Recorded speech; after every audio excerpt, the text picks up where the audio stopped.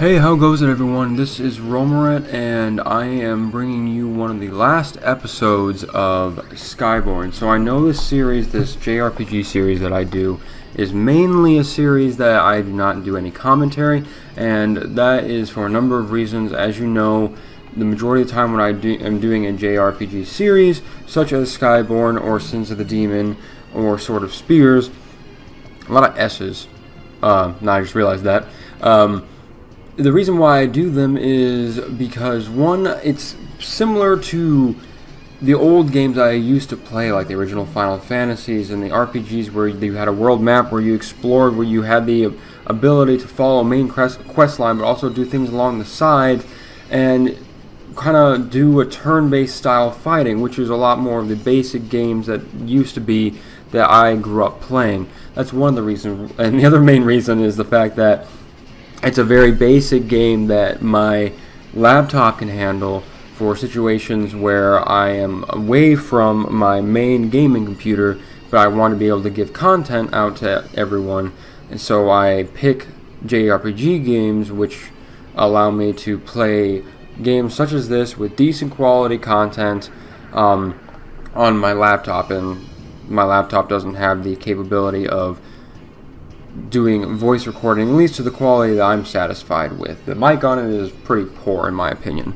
But that aside, I'm doing a commentary on this particular episode for a few reasons.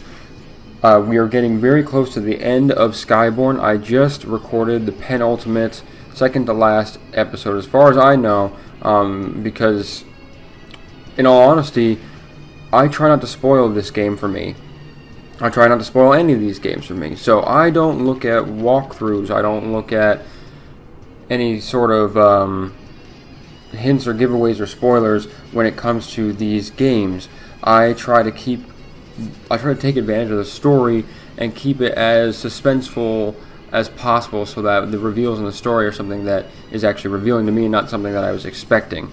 The only time that I will admit that I looked at a walkthrough for this game was when I doubled back in order to find the last two spade cards that I was missing, and because I wanted to know what area to look at. And even once I knew which area they were in, I didn't look at the walkthrough anymore. I just fumbled around the area until I found them, because I didn't want to take away from the experience of the game. I didn't want to take away from the fact that I was enjoying this game. I was doing it all by myself. I was learning and experiencing the world that the creator has made.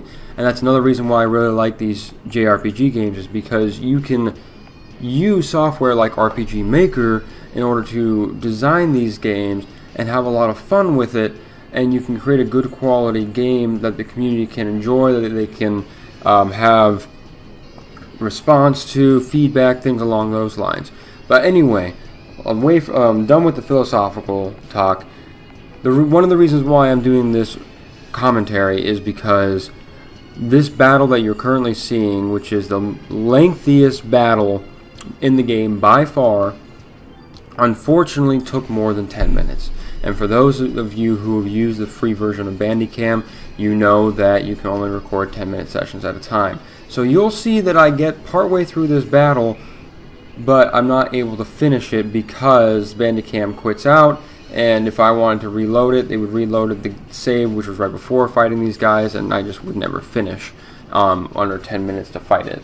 Now, this fight was not necessarily difficult per se. They don't do a huge amount of damage output. The most difficult in terms of damage output, or DPS, was the earth and wind fight, because they initially knock you out completely with the poison nails, and the thing you need to do is actually silence the earth element immediately. And this is the silver ring part of the arena, but that's besides the point.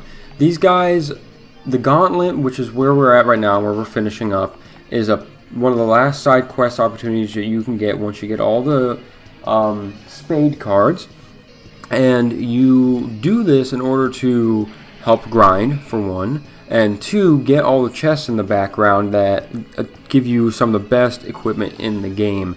And one thing that I made sure to do is I made sure that I wanted to do all of the side quests possible, because the enemies of this game do not respawn. So there's very minimal grinding you can do, and your level is controlled by how often you actually defeat all the enemies at your disposal.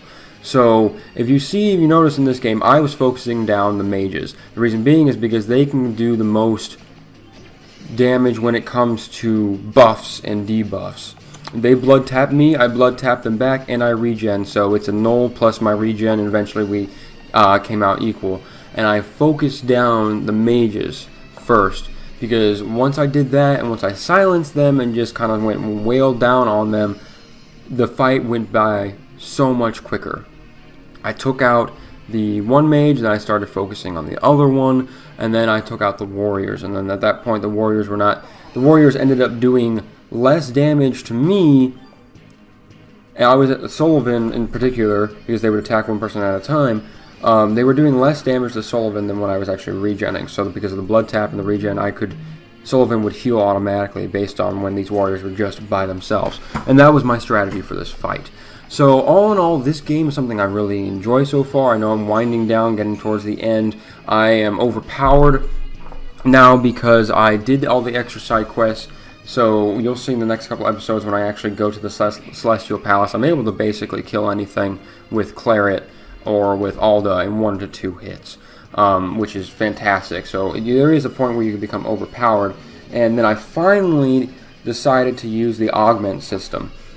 I saved on all the augments and accessories for quite a while, because I knew that a lot of the better equipment is something that I would be getting towards the end of the game, and until I was certain that I was getting the best equipment, I didn't want to waste any of the really good augments. So I saved them towards the end. You'll see me using augments, I think, in the next episode in order to boost the weapons and the armor that all my characters have, now that I know that they are the best weapon and armor that you can get. Now, one other thing I really like about this game that's a bit unique is that there's the class system, and that you can choose what classes you want to a point. So each time that you have a upgrade in class selection, you choose which class you want to use, and you get to review what each one, what the pros and cons are. You try to balance the characters as best as possible in the party, and you go from there. However, once you defeat the arena, everyone gets every spell. So at the end of the day, if you do all of the extra side quests, you do max out completely, and everyone gets all the spells that are available to them. So that was a really cool concept, that you can choose your path, so to speak, and as long as you balance it out well, it works out really well. Claret and Alda, I could tell immediately that they were going to be my damage dealers. Sullivan was the tank. He was the one who, a lot of his attacks are based on threat in order to draw attention to him, so I went full tank with him. Corwin, I wanted to do more healing, but then I thought maybe he could be a saboteur. If not, we'll go with the healing. And then Chaska, I said Chaska is going to be the saboteur. She's going to be the one who knocks people up, who does the humiliator, does all those things, and it worked out great for me. I really have been enjoying this game, and I have had a great time playing it overall. I'm looking forward to finishing it up. I hope that everyone else is enjoying these playthroughs. The rest of the videos will be no commentary again. I just wanted to take this time again because the video is going to be cut short in a little bit due to the fact that Bandicam only allows you to do 10 minutes of recording, and this battle took more than 10 minutes. But anyway, thank you all so much for watching. I greatly appreciate all your support through this series and all the other series. Check out the other JRPG series that I have on my channel, as well as any other videos. Keep an eye out on the stream. Look at my Discord and my Twitter. That's how you'll know when I'm streaming. As well as if you're subscribed, then you get those notifications to make sure that you know that I'm streaming. I've been doing a lot of Monster Hunter lately, and I will also be doing more horror games with no scare challenges in the future. So thank you all so much for watching this video, and as always, take it easy.